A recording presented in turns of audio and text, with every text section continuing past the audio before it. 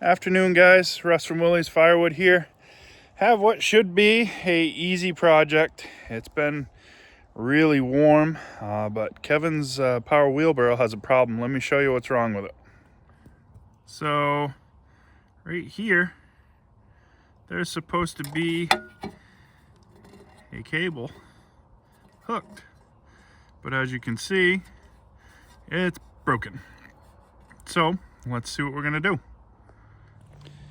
All right, guys, so something that you may want to know, if you have DR power wagons, like what we have to move firewood around, when you order parts, they come from the Generac power company. Apparently they bought out Mean Green, Country Home, PowerMate, and DR products. But we ordered a new throttle cable. I thought I was just getting the cable. It actually came with the handle. So that should make it a little easier to put on. So let's spin you around and let's see how long this takes. So I'm gonna make it a little quicker. I've got a drill with a nut driver that's the right size for the two nuts here. So we're gonna remove it from up top and then we'll follow the cable down through and we'll see where it's hooked on the other side.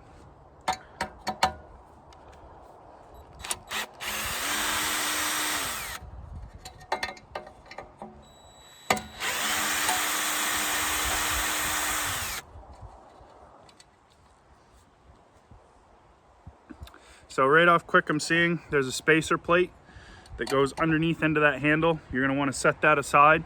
There's a tray right here on the machine, so I'm gonna set the screws and that plate in there. This handle looks like I say we can, but it looks like we're gonna be able to bend it out of the way. I'm probably gonna have to take this plastic tab off.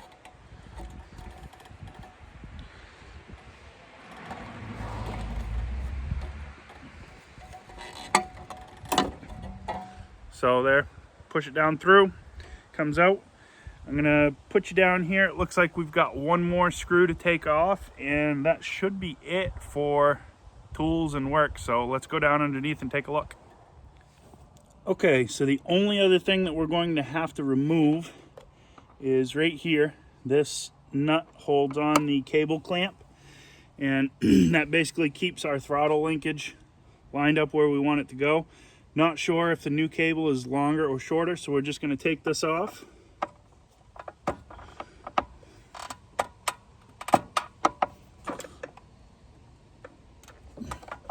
That sucker was on there. So we'll take this off. I'm going to take it all the way off so that I can take the clip out. That releases the cable. Then we can pick this up and slide the old cable out. So we're removed. So because we had to struggle just a little bit when we took the old cable out of the slot here, what I'm going to do is I'm going to put that part in first and we'll secure it up here. That way we know that it's going to fit where it needs to be. So we'll fish this in. In was much better. Now we got to remember our spacer, and this cable is going to want to go that way. So we're going to put our spacer in there.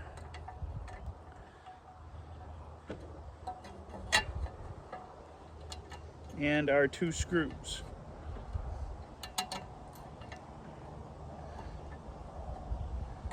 Which does not fit as nice as the old one did.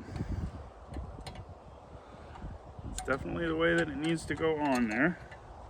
So I'm going to put this down through first.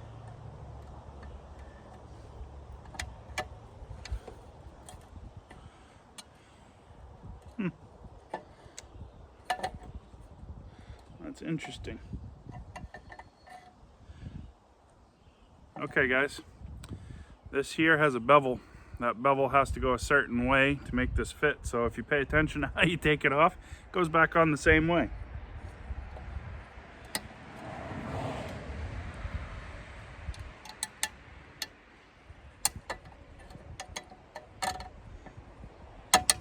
So when you do it that way, the screws go in like they're supposed to. We'll put the other one in.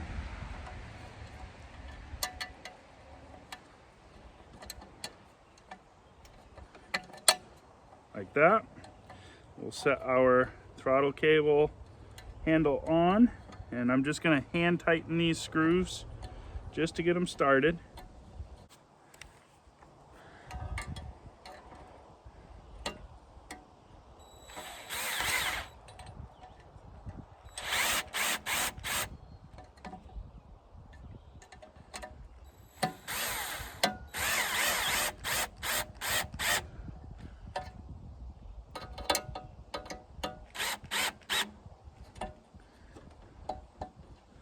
Just like that, we're all set there.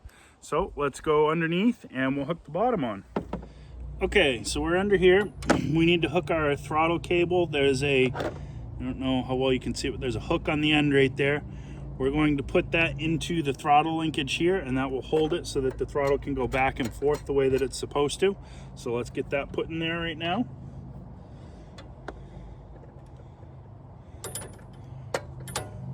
Just like that. And then we have our clip that is going to go to hold our throttle cable that we took off. So we're going to put that back on. But we're not going to tighten it yet until we know that we're where we need to be. So we're just going to put it on loose.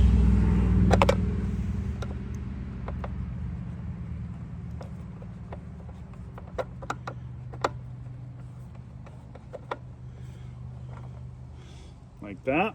So we've got the screw on loose, our throttle cable set here. Now what I'm going to do is I am going to put the throttle all the way into the choke position up top and make sure that it pulls back all the way, and it did. So I'm going to tighten that right there because that's going to tell me that I'm where I want to be. So we're going to tighten this up.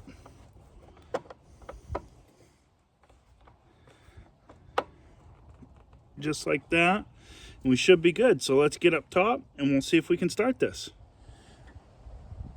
So if we did what we're supposed to, all the way down with the handle is the choke position. So with that all the way down like that, I'm going to pull the pull cord probably 2-3 times. It hasn't been started in a little bit, and it should start for us. So let's see what we get.